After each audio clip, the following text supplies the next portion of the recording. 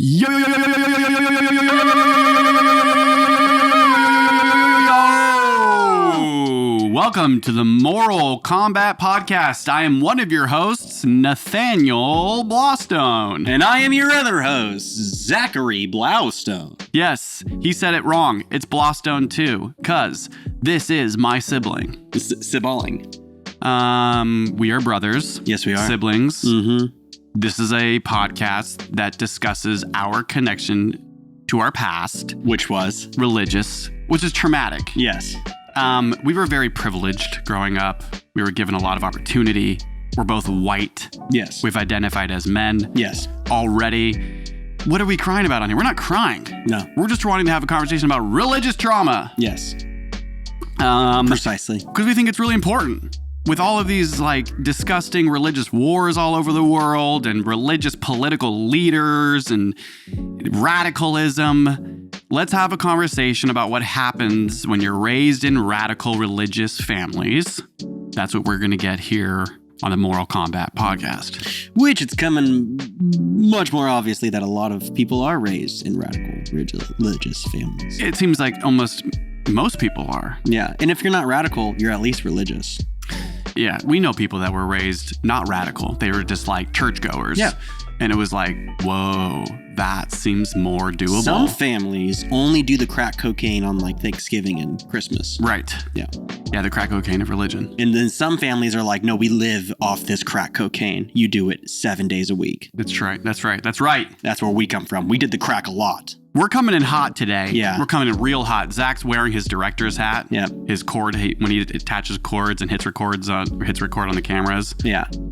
He's in business. I'm in business mode. I want to let you know, Zach, you look good with a hat. Thanks, man. I know that you have a hard time wearing them, right? No, I like this one. Good for you. And my hair's longer. That's why I'm wearing a hat. It's like really clean. Thanks, man. Why would you cover your hair? It looks beautiful. It's just getting longer. Because are you insecure about it? No, it just takes a lot. So be honest on our podcast. The sides grow out when you start to grow out your hair. Yeah. The sides start to get a little gnarly, and if you're not, if you just kind of like, oh, I'll just grease it back and grease it down, or you don't do anything and it's just kind of like a fluff madness. And so it's just at the point where I didn't really feel like doing my hair before the cast, and I probably won't for the next handful of months because I'm growing my hair out, baby. I understand, and I think you got to do whatever you got to do to feel confident, but you should know that I love your hair long, and I think the grimier that you probably perceive yourself, the better off we're going to think you look. It's not necessarily grimy at all. It's just more of I don't feel like doing my hair, and if I'm doing stuff around the house, like it's long enough now that it falls into my face, and I'd rather just have my hair pulled back. And so if I'm doing stuff around the house, it just have a hat on, have a beanie on is easy. So when you take your hair off or take your hat off, it's like, tonight will be the night that I will fall for you. Tonight will be the night that I will fall for you. Over again. Don't make me lose my mind. Precisely. And the lawnmower just flying in the air. That was my favorite version of that song, was the flying lawnmower. Or the hair with the horse. Yeah. The horse. That's a good one. If you don't know what we're talking about, use your phone more. Yeah.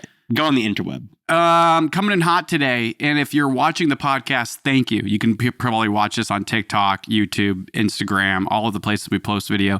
You're going to see 2 signs up, baby. You're going to see ceasefire now. And you're going to see ceasefire now. Why? Because I did go to a Free Palestine rally today. I went to a ceasefire rally today. And here on the Moral Combat Podcast, we believe in no war, no violence, no bloodshed, save the innocent people. Mm-hmm. And I went with my fiance and it was wonderful. You heard it here, folks. 100%. So those signs are up now. We got them from the protest and it was absolutely amazing. And so big shout out to everybody that came out for that. I'm really proud for going to that and plan on going to a lot more. Good for you, man. Thank you. Yeah. Will you come with me to the next one? Oh, dude, I love protesting. November 4th is going to be a big day around the world and the country. So next Saturday? Big city, like every major city is having major protests. Where you want to go? Well, San Francisco. Go to the city? Open your golden gates. It'd be fun. Just something to think about. I'll do it. Yeah. Zachary. Nathaniel. On that note, how are you? Not well. What's wrong? No, I just, life's tough, dude, right now. And I'm going through a lot of struggles. And so I'm just. What's so bad about your life right now? Last week I was like, how are you? And you were like, not good. And the week before that I was like, how are you? And you're like, not good. I think last week I was like, oh, I'm okay, man. I don't want to talk about me. And that's kind of where I'm at. It's like, I'm okay. I don't want to talk about me. Life's just been a struggle. And so. Well, you want to ask me the same question? Yeah, man. How you doing? Oh, fucking fantastic. Life's amazing. There you go. Thriving. You know when you put seed in manure and it grows fruit? Yeah. I'm like that. That's Good. me. So happy. I'm every day. New seed, new fruit. New seed, new fruit. Sometimes some branches get taken off due to the wind or, doesn't sap it over, heal it over. Fruit, baby. Fruit. Love it. Yeah, no, I'm things are really good. Nathaniel has a beautiful garden right out this door right here, which none of you have seen yet. And some last 2 weeks I'll come over and I'll see he's done a little bit of yard work. And then when I came today, I was like, oh, you did all the yard work. Good for you, man. Yeah, good for you. I did. It's time. It's like almost. It is time. It's this podcast comes out after Halloween, but it's Halloween this Tuesday. It's Sunday right now.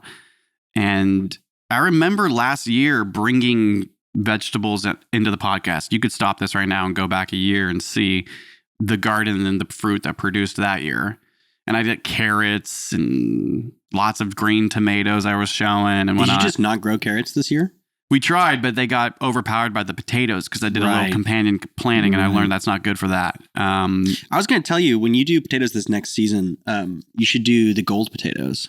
Well, the Yukon gold potatoes. I did like a golden potato. Those ones that I gave you were some. The thing was, I just left them in the ground way too long.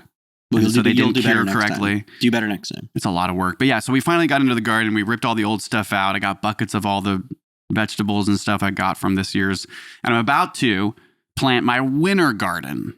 It never ends. What do you plant in the winter? We got to get better and better at this. What do you plant in the winter? I have a list on my phone. It's like a bunch. I'm going to do a bunch of lettuces and chards. And I think you can do, there's I'll probably do garlic again and onions that'll grow out throughout the whole winter and all that stuff. So it's good that you're educating yourself again. Okay. I just want to. Wow. I'm just really proud of you for educating yourself again. Wow. So Zach's not doing great. I'm over here thriving and educating myself. Good start. No, I'm doing fine. I'm just in a lot of back pain. And it's really hard to say, oh, I'm fine. I'm doing really good when I'm just like, I'm in chronic back pain. Yeah. And so it's just hard to be okay. And it's hard to tell people I'm okay. I'm fine, dude. I'm thriving. And you are, because I know that. Yeah. And my life is going to be totally So maybe okay. like when I ask you on the cast, I'm like, hey, because that's like one of our things. And I'm like, Zachary, how you doing? Mm-hmm. Maybe it should be like, well, besides the back pain, fucking great. Okay. Right? Yeah. I was thinking about it on my way here, and I was like, I'm not doing well. This has been an extra tough week. So sorry. And so I didn't want to say I was doing well. I'm so sorry. No, it's life, dude. There's, it's funny. That's a funny point because there are plenty of days that I don't feel like I'm doing well, and people will be like, hey, how you doing? And instead of like telling them I'm not feeling great, it's kind of like, oh, yeah. Things are actually honestly going great in my life. And I'll be honest, be like, today's a tougher day. Yeah. But like things are good. I got in the habit when I went back to work during the pandemic, like end of 2021. It was kind of, everyone was having tough days all the time. And so I started jokingly, when people would be like, how's your day going? I would tell them, best day of my life, never had a better one. And I'd just walk away as serious as possible. And it was like my thing. And I still do it. I still do it a bunch, but I'm definitely not doing as much as I used to. Maybe next week when I'm like, Zachary, how you're doing? Best day of my life. Never had a better one. Please. Okay. Cool. Okay. That'd be amazing. I'll bring it back if you like it. Yeah. So like the next 4 podcasts, Zach's going to say he's having the best day of his life, no matter if he's crying. No, it's the best day of my life. I've never had a better day. Perfect. Yeah. Every day is the best day of my life. The beginning of the rest of your life. Yeah. Which is a gift. Yeah. You lucky son of a bitch. I know. Let's jump into today's episode. Let's just go straight in. It is episode 59. Why do you do that, dude? That's so annoying. You redline and you point me out when I make like little innuendos. Right before this podcast started, I was getting the camera set up and I accidentally said, what is it, 49 today? And you said 59. Don't do that again. Why do you think I just said that? It's because you're the one that put that mistake in my brain. I'm really tired of him right now. I'm really tired of her. I gotta pull it up. I'm tired of her. No, we're not doing that right now. Zach is he's, you know what? Zach's a difficult, loving person to work with. You know what I mean? Love you, buddy. We are so excited to announce today on episode 49 of the Mortal Kombat podcast, our new you said 49. segment. You said 49. 59. Episode 59. Dude, shut the fuck up. Where are you? Just making sure we're being correct. I'm going to have to edit that out now. No, you should leave it in. On episode 59, we are so excited to announce today our new segment called Does It Heal? Does it heal? Does it heal? Does it heal? Does it heal? If it heals, you might feel better from your trauma. Yeah. Does it heal you from your trauma? We've hinted towards it at the end of our last podcasts, and we're really happy that we finally got this video edited because it's just Zach and I doing all of our work, and so things take a while. But a few weeks ago, we were so happy to receive an email from a local company called Blackout. That local company is a mobile rage room. Mm-hmm. Zachary, what is a rage room? A rage room is where you go and they have some stuff for you to break and they have some tools for you to use to break them. And you're supposed to get all your rage out in the room so that when you leave, you feel like you got all your rage out. Exactly. Yeah. Breaking shit like china, plates, printers, you know, like glasses, the roof of a car. The roof of a car, the side of, the door of a car. Yeah, doors, windows. When you use golf clubs, baseball bats, sledgehammers, and gloves, masks. We're going to give you a little clip of our new segment that'll be coming out. I don't know. We have no idea how consistent we're going to be able to be with this, but we are planning on filming our next segment very soon. Yeah.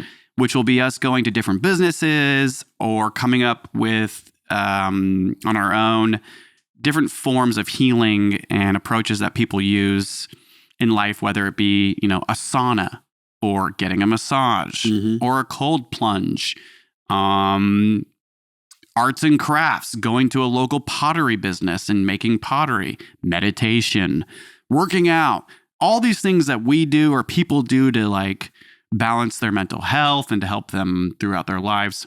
We're going to start contacting businesses, or they've contacted us, and we're going to film our time at their business or these experiences. So this first one, we were so lucky to be invited to the rage room called Blackout. Yeah. Here's a sneak peek.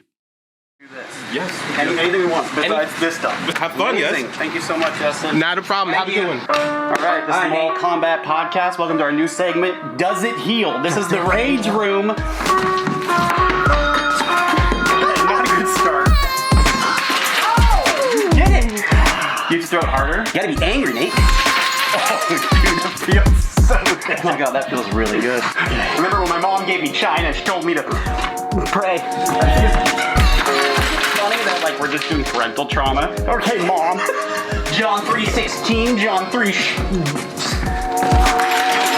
This is the first time that I've done cathartic rage. Get cathartic. I'm not angry at Mom. I'm not angry at Dad.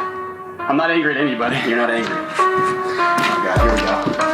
Oh wow. Oh wow, the manufacturing is pretty strong. Oh goodness, it hurts my soul. It's getting so hard. My heart's pounding so hard. You feel good? Honestly, I'm actually feeling some release. Yesterday, I thought I got this really cool job, and it was a big scam, and I'm really, really angry.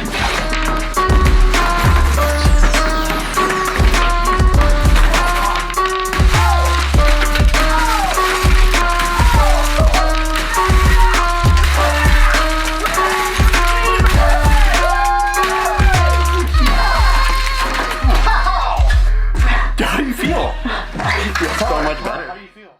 That was beautiful, dude. Great editing on your part. Thank you. I did do a lot of the editing. Yeah.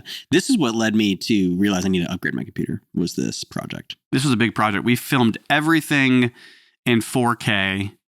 And for us, that's a big deal. It's 3 different cameras or, 4K. Yeah. So when you're editing that on a computer, it's a lot of work. Yeah. We know that you all don't care about that at all. But if you want to pause this, go ahead. I would encourage you to finish this podcast and then go check out our new segment, Does It Heal, on our channel. And big shout out to Justin over at Blackout. Yeah, wonderful guy. Yeah, we'll have all of his contact in this video and the Blackout video. That was a fucking blast. It was super fun. And it was actually healing. I wasn't even joking in that video. Like I felt pretty good after. The rage did linger with me though. Tell me about it. I think you mentioned that too. Like I feel like I wanted to keep getting rage out, and we just don't really rage that much anymore. I try my best just to not get angry at anything ever. And so to kind of just let yourself get really angry. And I was seriously angry that day just because I did actually get scammed the day before pretty bad. And so I was like, great, we're going to rage room and get it all out. And I felt like I got a lot of it out. It felt good. And so there's something there. There's something that happens. It's cathartic. Mm-hmm. It's almost like when people are like, if you're an angry person, get into boxing to get your rage out. I feel like it's something similar. Yeah. Yeah. I mean, I feel like I embrace a form of rage every workout I do. That's why I love working out. Totally.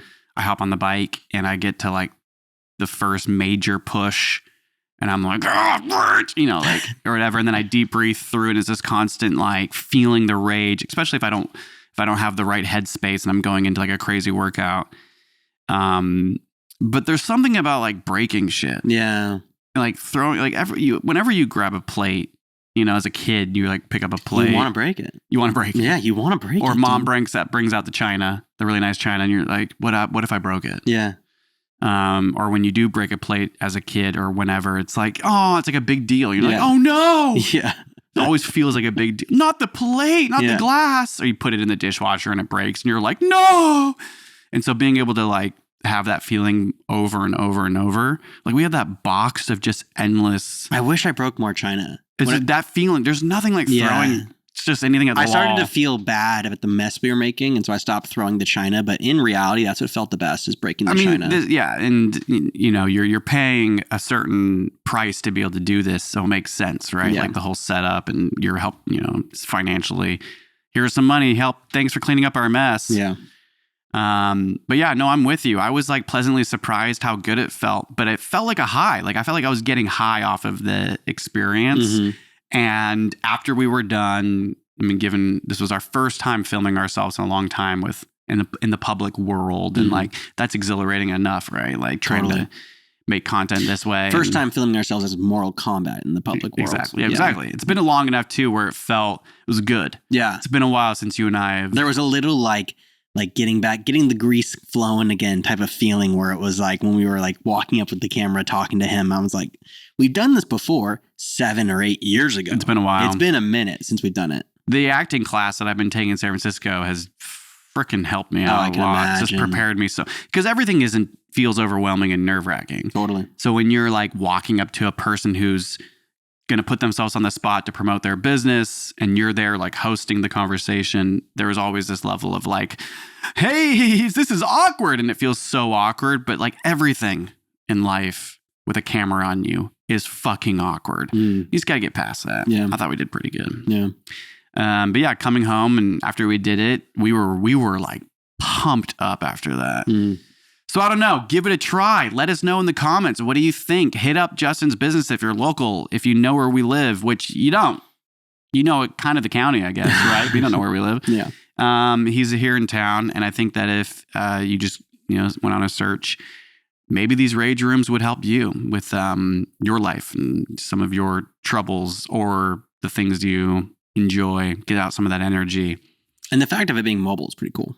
Yeah, he can come to your house. When we first were pulling up, or not even pulling up, when they first hit us up, I was like, well, how much can you really do in a mobile room? And they do quite a bit.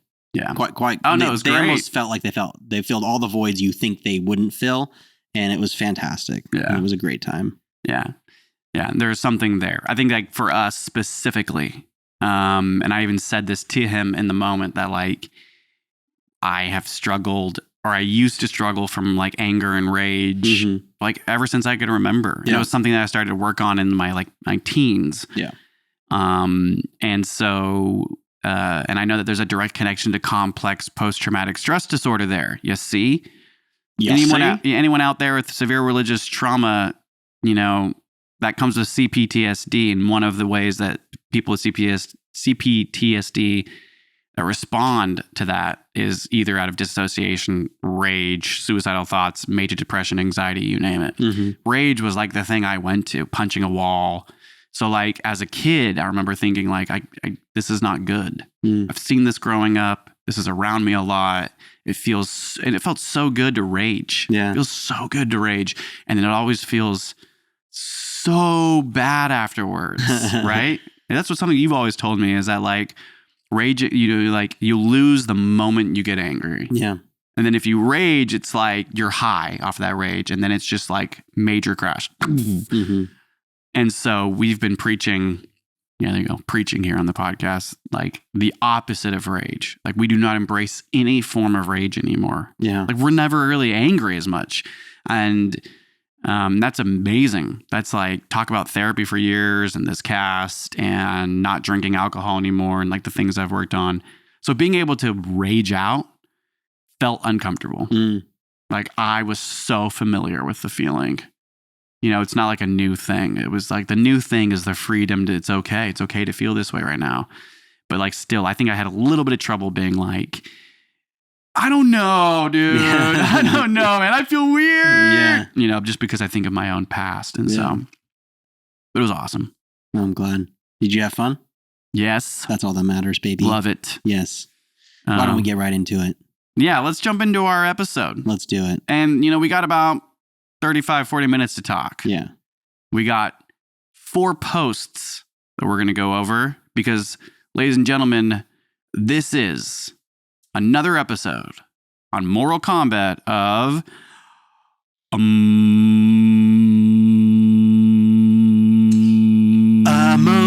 to read it.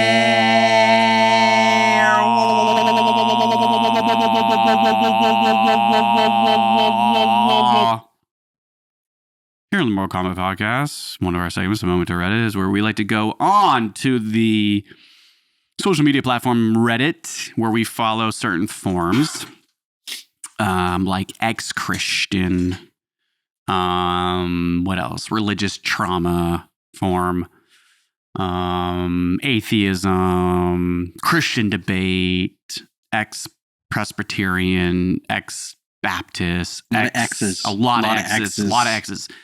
And these are like dumpster fire, like tons of just drama and arguing and a lot of hate on these. People are just getting out their feelings. And but we like to go through and pick a few posts and talk about them. Definitely. And some of the comments.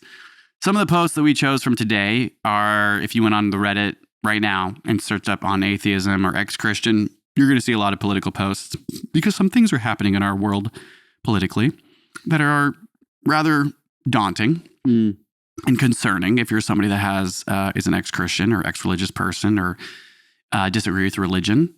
Or, just supports the idea of like church and state being separate. Exactly. Then you're going to be triggered. Yeah.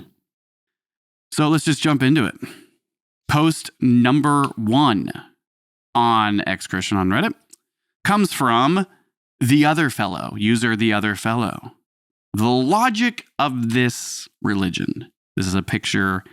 It's a meme. Jesus is standing at the door and he says, "Let me in." Knock, knock, knock. And the person goes, "Why?" And Jesus goes, "So I can save you." And the person on the inside goes, "From what?" And Jesus goes, "From what I'm going to do to you if you don't let me in." Feels like it, dude. Yeah. It's like really, it's a funny joke, but it's spot on.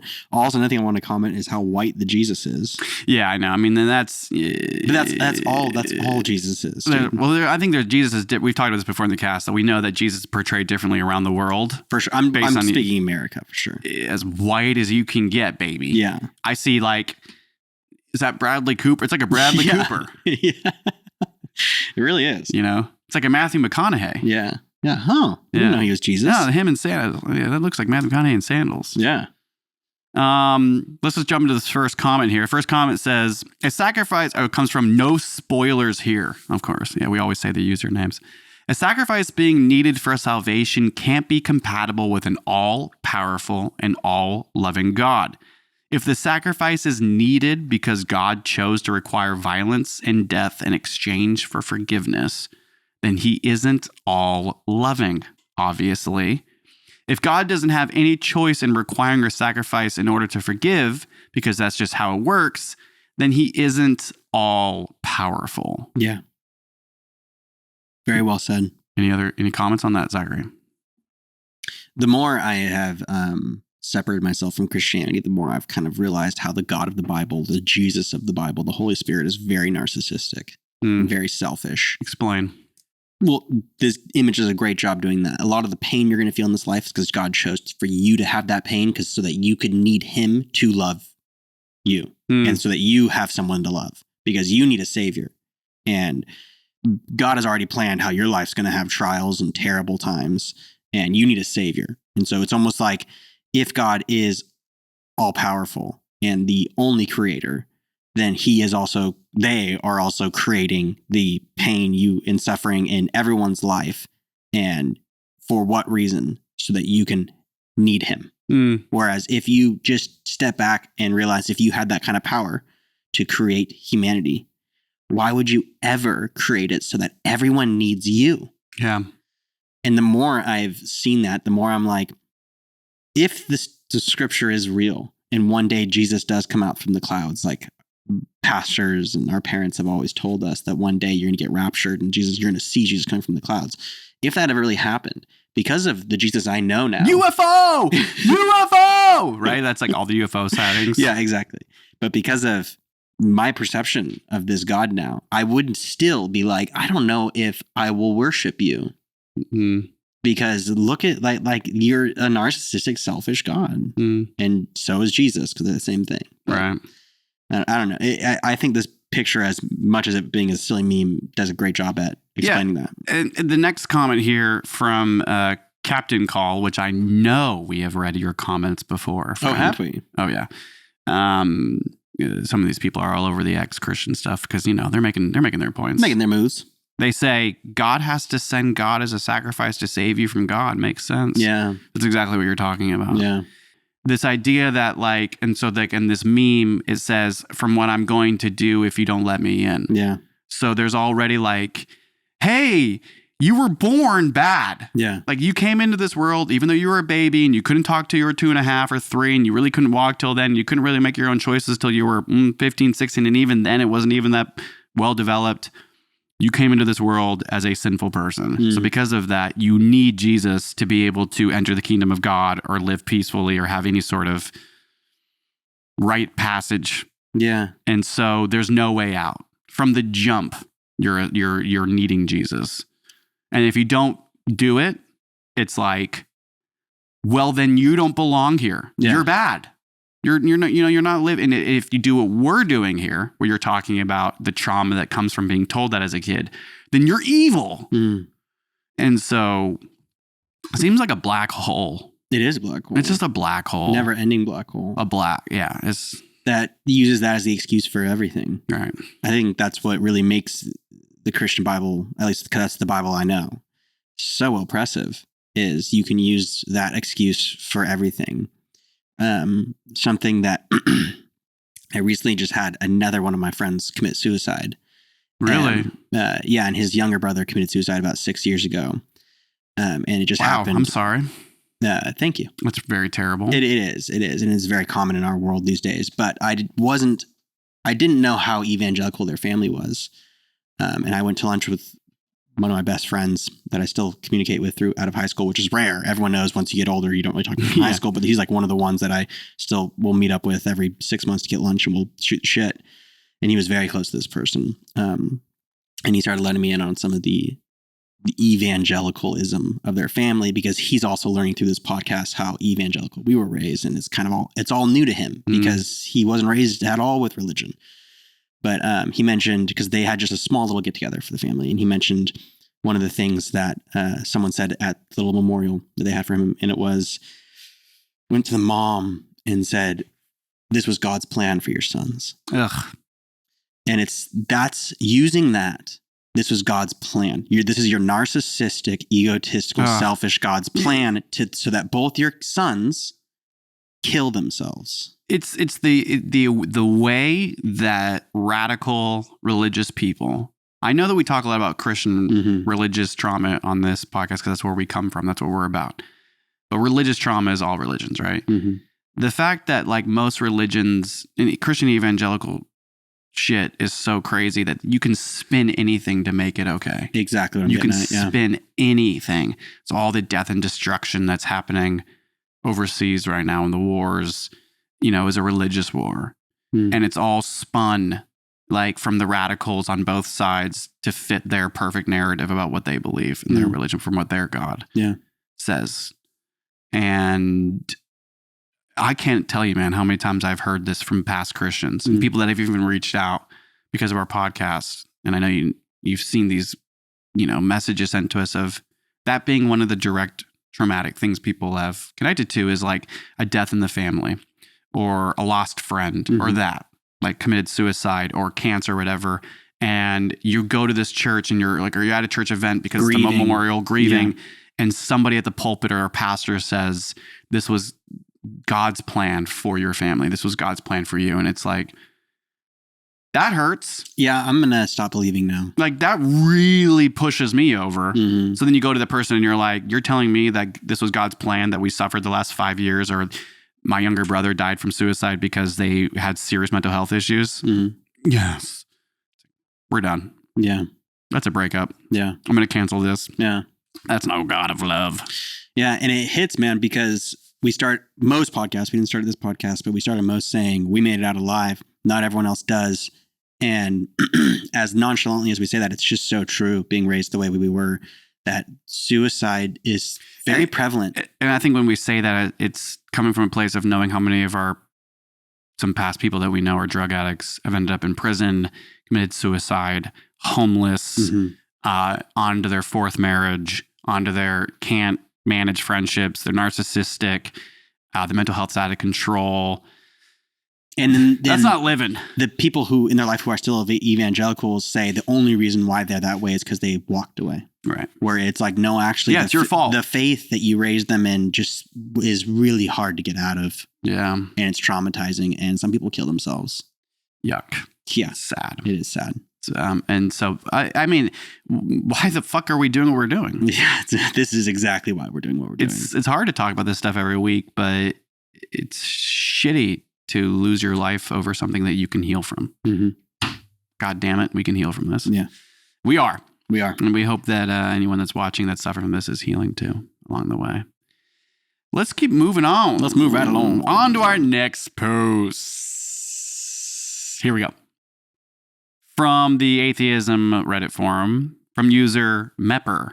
Great name, Mepper. New Speaker of the House, Mike Johnson. The United States is a biblical republic and the separation of church and state isn't real. Before we even jump into comments, Zachary, take the floor. Who's Mike Johnson? Mike Johnson is the new Speaker of the Republican House that just got elected. Yes. Did you help elect him? Definitely not. Did anybody in the country help elect him besides people in power? Definitely not. Okay, so that's interesting enough. I am not too deep diving into anything political, but I did a little deep dive on this guy. How could you not? If you follow any religious forum part on Reddit, you're going to find this guy's plastered everywhere. There's an uproar about his insane religious beliefs and his evangelical Christianity. Yeah. And it's an interesting time, man, because we have watched since 2016 and definitely since the pandemic, we have watched the Republican Party go from, have some pretty far-right religious extreme views to only far-right extreme religious views. And It's not about Republican anymore. It's about religion. It's very Christian, hardcore Christian focused. And then now Mike Johnson is the leader of the Republican Party, stating that the world has only existed for 10,000 years, dinosaurs were on the ark, and that everything he believes is written in the Bible. And that's how he'll run this country, is what he says. And if you've read the Bible, that is so scary. And anyone that's a big Bible believer, if we actually ran the way the Bible ran, then get ready to get your hand cut off if you ever touch anything you're not supposed to. Yeah, eye for an eye. Yeah, straight up. And also, women, I'm so sorry. Yeah, yuck. Yeah, it's sad. Tough. It's sad super days. sad. It's terrifying, is what it is. This new House Speaker, it's like, is a testament to the powers that be and how religion is used as a form of control and power. It makes you, especially Christianity, of course, in this country, it makes you think that that's why it's there to begin with. That is why it's there. You think? Yeah, you think.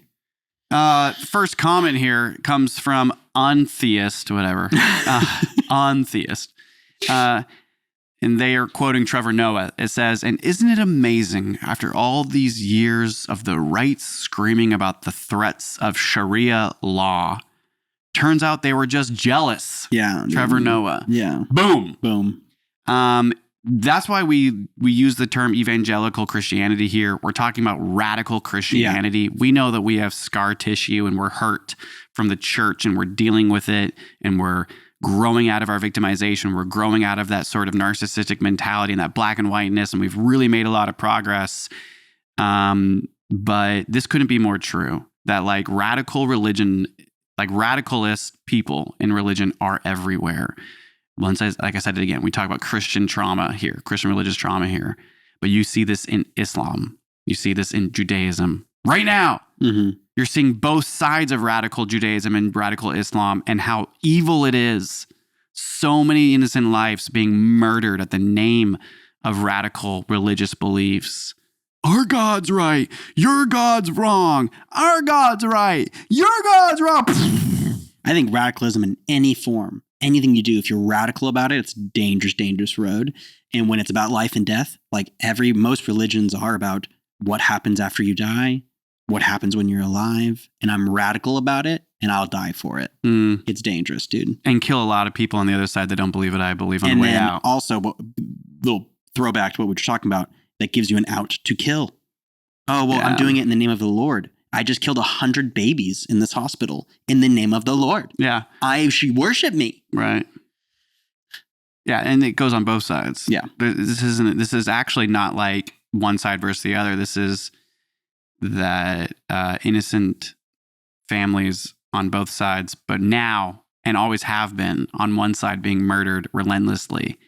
Like over 2.1 million Palestinian people have been murdered over the last 40 years. Like, go fuck off, dude. Also, if we actually became a biblical country where we ran off the Bible, sorry, anyone who actually is an American, you are no longer free because we are running off the Bible. Exactly. And if we actually want freedom, we can't have religion. That's the reason why we wrote it in our Constitution, to have separation of church and state, is so that we can have freedom in this country. Right. And we know that laws are not a thing for people in power in this country. Like, it doesn't matter. Oh my gosh. Look at everything going on in politics right now. Everything with Trump. Yeah. I wasn't even going to say his name, but there's one person right now showing his money and how you get away with everything. It's scary. Yeah. You know, it's just weird. Trevor Noah, good point. Yeah, great point. Okay. Damn right. They're just jealous. Article, this comes from the next comment. Captain Pixel says, Article 11 of the 1797 Treaty of Tripoli says, as the government of the United States of America is not in any sense founded on the Christian religion. The Senate ratified it on June 7th, 1797, and it was signed into law by John Adams, second president of the United States, on June 10th, 1797. For a reason. You know how, like, we were just saying this, how, like, the Bible, like, in Christianity, people can be like, oh, this was God's plan, that your dad died, or your brother died, or your sister died, or suicide. Yeah. It's God's plan for all of this. Is the same way where, like, no matter if it's evil or if it's good or if it's whatever, you can justify anything with that. That's what this sounds like right here. Totally. Is even though there was laws that were in place, it's like so easy for people in power that claim Christianity to be like, yeah, but the Bible. Yeah. And all of the Christians are like, yeah, the Bible. Yeah, the Bible. But when it's like about free speech or something, they're like, but the Constitution. Yeah. Don't take my guns. Don't take my guns. It's this in the is Constitution. A free country. This is a free country. You're talking about complete government takeover. Also, if you control all women's bodies and they can't have abortions, that's also a complete government takeover too. Right. Anything that the government would say in the name of Jesus, in the name of the Lord, we're going to do this for the entire country, would be a complete government takeover. Right. It's so weird, man, that like the far right evangelical Christian believers believe that, and I don't even want to put this on everybody, but the thought that we need more Bible in government. We need more Jesus in government is like you are missing the mark of what freedom looks like then. Because if you start enforcing your religion, it's not very free. It's power and control, baby. Yeah. It's that internal government of the brain. And when you have, if you're making the laws yourself in your brain because it's, forced into you from like the government or whatever, and then part of that's God. That's just so many levels of like controlling people from the inside out. It's crazy. It's super crazy, man. Next comment here from Ordinary Dude says he is not. This is talking about Mike Johnson here, right? That's his name. Yeah. They say regarding Mike Thompson, he is not. Oh my God, why is that? Yeah, Mike Johnson. I kept saying Mike Thompson. Sorry. He is not stupid. He is a religious extremist, just like Taliban. Yep. Yeah. What people should be frightened about is this American Taliban gaining power in U.S., which ultimately will happen given GOP path. Which ultimately will happen, and since U.S. is a majority two-party system, it's anyone's guess about the odds of these people getting presidency. And before anyone can say U.S. have checks and balances to avoid the calamity, that myth was broken when Trump won and went on a rampage for 4 years, breaking everyone he's touched. And he is still a front runner for presidency. Yep. Sadly. This person is connecting the Taliban to the GOP. How could you not? How could you not? Just looking at the war us millennials were born into, right? I was 11 years old when the World Trade Centers were hit. And we were all told by President Bush that it was terrorists from Afghanistan. And so the whole country was in support and freaking out. Millions of lives were killed, and the whole areas of that land were decimated by carpet bombing and drone strikes by President Obama and President Bush. And so it's we were born. This is what we were raised into. And I know there's Vietnam and all the other wars. It's endless wars in our country of us murdering massive amounts of innocent people and sending ground troops and doing ground invasions and ruining lives. I mean, where the fuck did ISIS come from, right? I know this is a little political. We don't like to get political in this cast, but we are doing Moment to Reddit, and everything's political right now. Everything's political right now. And so when we share this post, it's because the writing's on the wall. There's terrorists everywhere. Well, and we just don't think that terrorists are American. Yeah, we they're just the worst. Like Americans for some reason believe because of these wars you're bringing up and what we've been through and what's been burned into our brains and what a terrorist looks like, and it's Islamic and it's Muslim and it's also Christian. It's also Christian, guys. If you're extremely religious in the name of war, you are a terrorist. Well, if you're going to be okay with killing the mass population of some sort of country because they killed 3,000 of your people and you want to kill 1 million of theirs, you're creating so much terror in the world. You basically are the worst terrorist. That's right. And that's what we did. That's what we do. I mean, we say we had no... America. America. And that's what we have done. How did we end World War II? Well, we killed about, 1 million people with a bomb. Yeah, 1, 2... Yeah. 2 big bombs. And then, oops, so sorry. Yeah. War's over. Why? Because that was bad. Yeah, and the whole world was like, America's bad. Yeah. We're going to jump into the next post here. From the Atheism Forum. From user... And Ninner... I don't... oh my God. Is this true, dude? I didn't even see this. Here we go. We had to bring him out here at least, a couple times here in the cast. We're sorry. Trump vows to block immigrants who don't like our religion. They don't like us. If they don't like our religion, we'll kick them out. We'll keep them out. Donald Trump doesn't know one scripture in the Bible. The reason why I bring up the KKK as being the #1 terrorist organization of this country, because they've been terrorizing forever. And if you're not white, if you're not Christian, then we'll bomb you in this country. That's in all of our history, okay? Go read about the civil rights movement, learn your history. It's here in your backyard. It's everywhere in this country, okay? And Trump being the KKK spokesperson, becoming the president for 4 years, the best president ever. saying this is right in par with his power and his political ability to say the things that make religious radical people feel validated and justified. And that's the one for us. General Tonic says here, that's the most eye-rolling part of the evangelical support for Trump.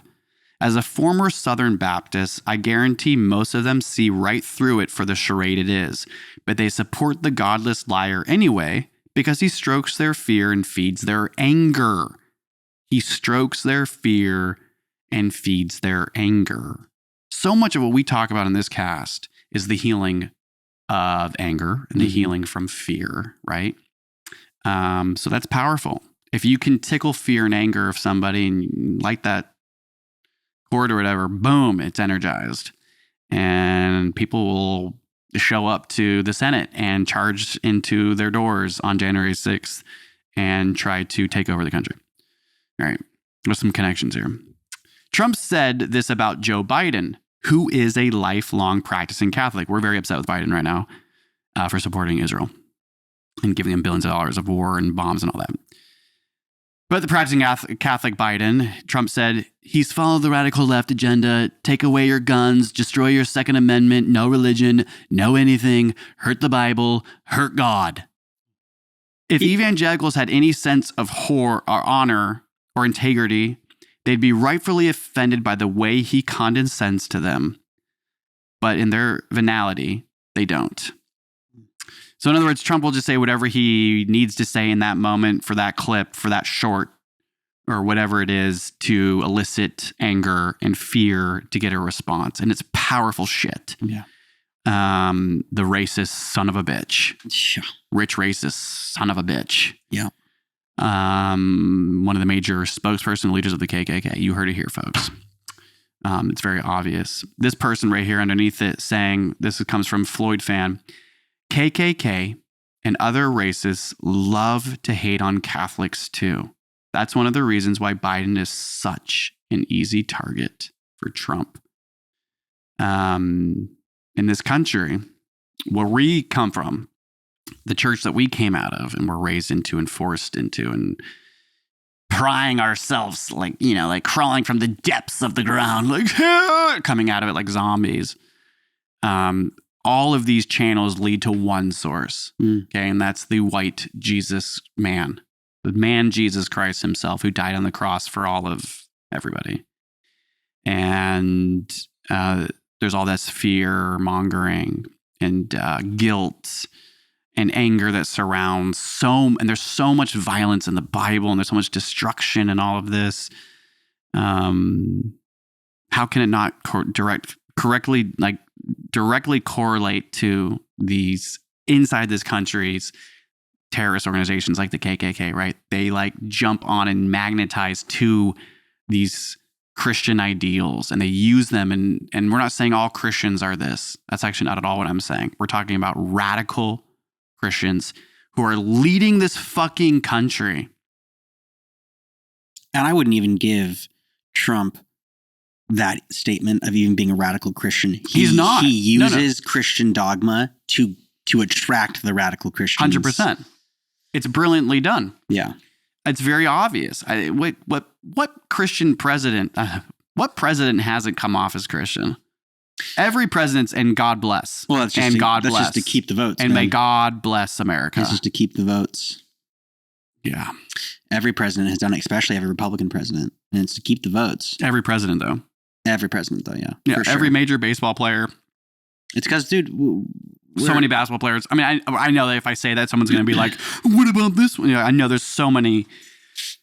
But it's just growing up, that was just every baseball player I loved or every famous person, it was getting a Grammy, for the most part. It was and I just want to thank my family. And most importantly, I'm going to thank God for this opportunity. All right. Yeah, throw that in there. Yeah, throw that in there. Do you have anything you want to say on that? I know I went off. I want to say so much. I just don't know. I don't know what really matters right now. That's the thing is I have so many feelings about this and I'm terrified for the 2024 elections. And what's really scary is that we're such a polarized country right now that everyone on the far right thinks if we don't go their way, that the country's gonna die.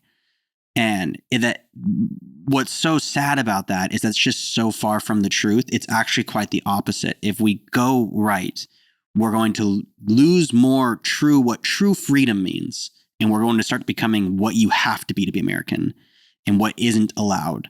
And it's going to be religious based, and we're going to lose freedoms. You see it right now in the Republican Party. They're trying to take freedoms away so that we can live a better life for their means.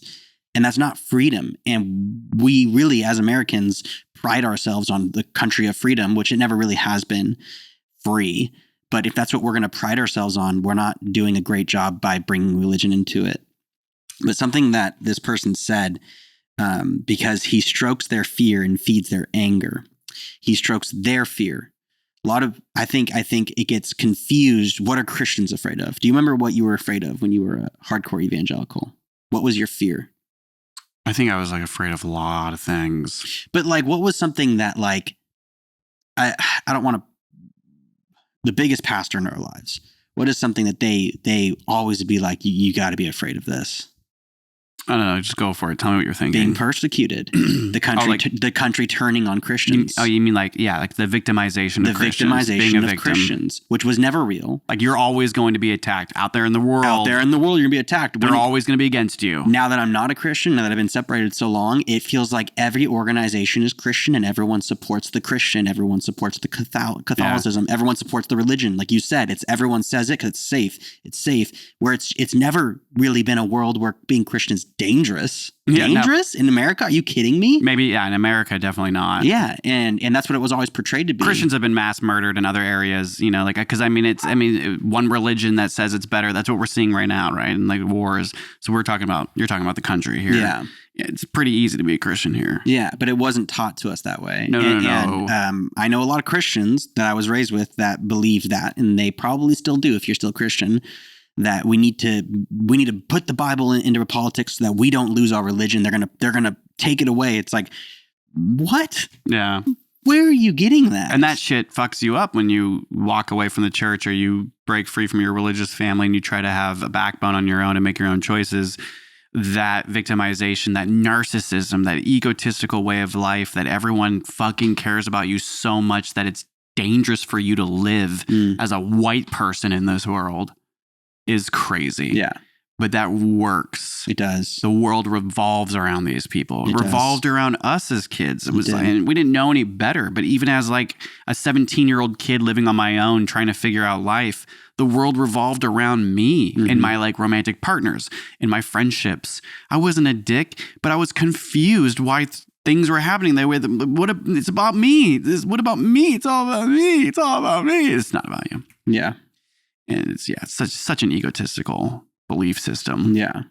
And I the last thing I want to do is make any points about like anything that is too politically charged, as if we take any side on anything. The only side we take is literally the freedom for everybody to be able to believe and live the lives they want with like healthcare, support, like everyone's equal in this world.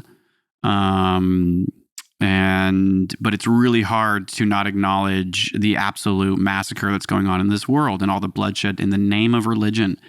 And anybody, any organization, any religion that says they're the special people, they're the ones that God chose.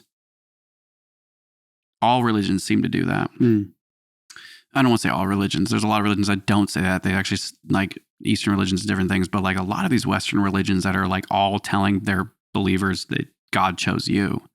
You're the chosen people. Is crazy. And if you believe that down to your core and you relate and you raise children to believe that, then everything in their life becomes them being the golden child. Center of attention too. The star child, of the universe, the chosen ones. And there's like a really strong connection to these, we're talking about radical Western religious believers.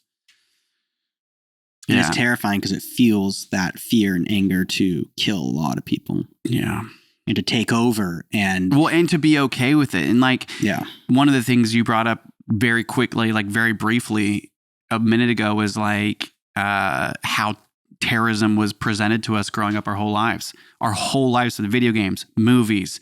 What was perceived was that anybody from the area of Afghanistan, Iraq, Iran, like really any sort of Muslim or Islamic belief is terrorism. All of them. Right. Yeah. And that worked. Did. We were just kids.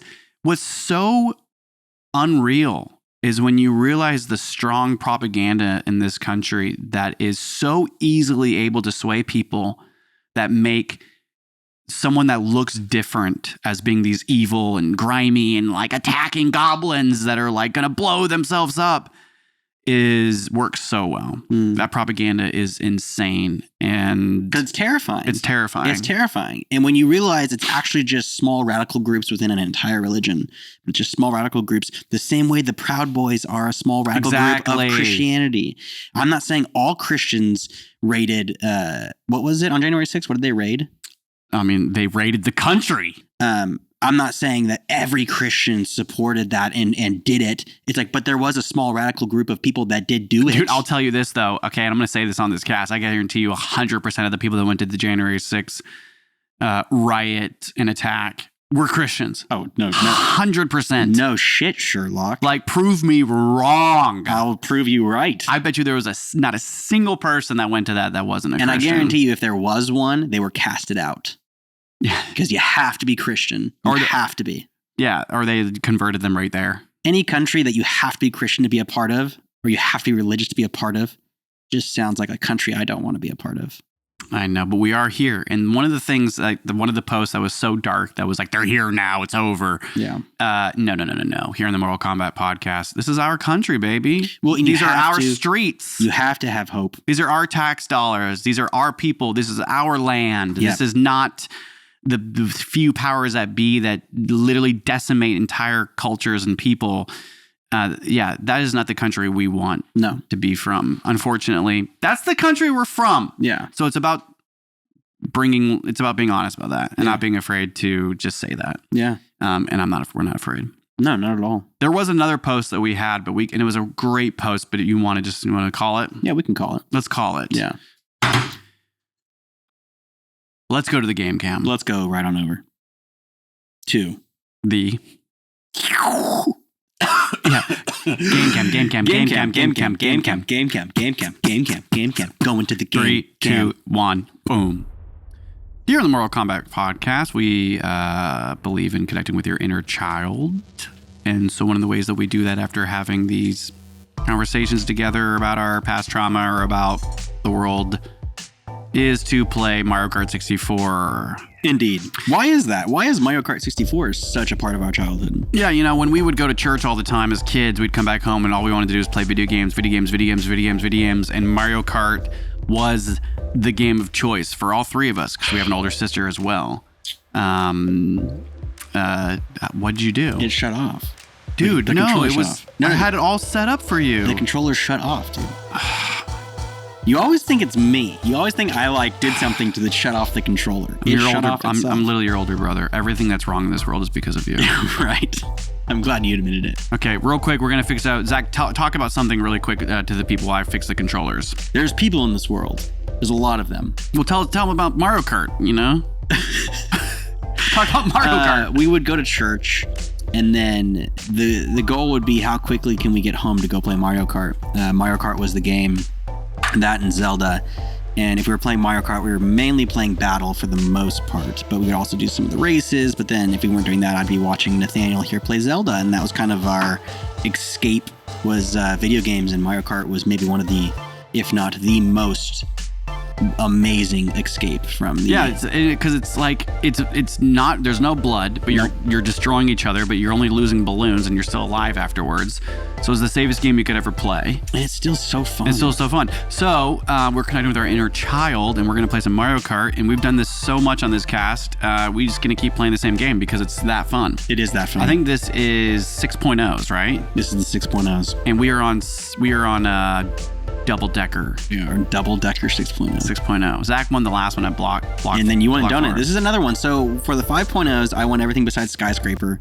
And for the 6.0s, you won the first one, I won the second one. But no, I won Skyscraper. But you won, except 5.0. Yeah. For the 5.0. Oh, that's what you said. That's what you said. I almost had the first sweep, and then now it's like we're not going to get a sweep, which is good. I think for double decker, I'm gonna have to go with the classic Yoshi. Well, then I'm going to be Wario. Okay, that's fine. You're going to lose anyways. Remember what you said last time? I know, but I'm going to win now. Double decker. Because I admitted it, I'm going to win now. Boom. Here we go. All right, Nate. I have no remorse. 2, 1. Get ready to get smashed, dog. You're hearing that music in the background. That's from yours truly, Nene from the Bay. That's me, baby. Some of these tracks are new. Some of them are old. Hey, baby. Oh, wow, he's got 2 red shells. We're out of here. Oh, you did not send that one off well. I did not. Wow, when you get 2 red shells, that is a big deal. Thank God I got this star right here. Come and get me. Here we go. Oh, where are you going? That's so hard. So hard to do that. It is hard to hit with the star, dude. Yeah, come here, buddy. Give me those bananas. I really wanted those bananas. Oh, nice throws, dude. Ha ha ha. All right, someone's going to lose a balloon right now. I'm feeling spicy. Yeah, but you're not going to get me. You just fell off. I know. I want you to come down with me. Come on. Nene from the Bay. That's my... I've gone through a lot of different music names and identity changes as a music artist. I love changing my name, and that's very annoying to graphic designers. Chantel, our SIBO designer. I just got hit by a random rogue green shell. I love it. I'm just talking to myself, and you're just dying. I remember the last time I changed my name from Neo Man, which is my original name, my last name, to Nene from the Bay. And I told her I wanted to change it due to some growth and maturity stuff I had in my life. She was like, what? After all the branding I've done? So yeah, all the music you're hearing is from yours truly, Nene from the Bay. Where you going, buddy? Dude,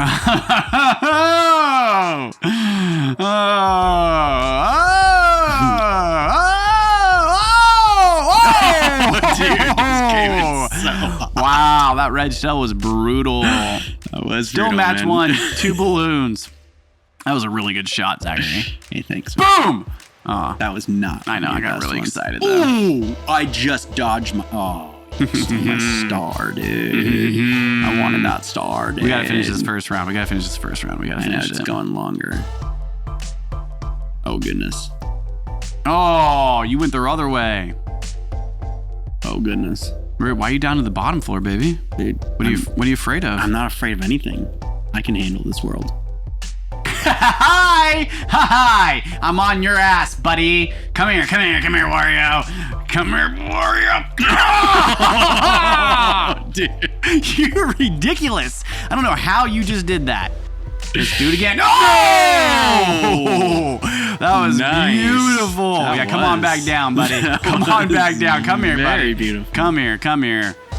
Direct shot. Here we go. You better get... Oh, you missed the... Yes. This is a great game. One balloon, this one is not a balloon. good game. This is a stupid decision game. I was just like, I'm playing so well, and then I make a dumb decision and release all green missiles. Oh gosh, there is a lot of green shells out now, so it is getting pretty risky to be anywhere. Risk the biscuit. There is some biscuit risking. Yes! That red shell from the top floor. Everyone knows what to do. That top red shell floor. Boom, boom, boom, boom, boom. That was a very, very well played on both 4 parts. You did great. I'm very proud of you. Nathan Zach, won. You said this last week. You were like, I'm nervous about next week because you always win on double decker. I know. Because it's something about our childhood and youth. I feel like you said that you just like put that in your... How do you get the boost? I never I'm a drummer. get the boost. Oh! Yes, dude, what a play. Yes. No. Oh, man. See, I love it when it's that quick because now I'm just tied. We didn't even have to waste no time. I'm gonna do doughboy face. I hate Doughboy Face, dude. Doughboy Face is my childhood nightmare. Wow, that was so insane. Yeah, that's how I get smashed. That was the quickest game we've ever played. I think so. That was insane. All right. You spun me out, 2 red shells, done. I have never spun you out since we've been playing yet. The spin out is tough. How do you get... I want the boost. That's What's crazy. the timing? Is it on green? I'm so surprised that you just got me so fast. That was amazing.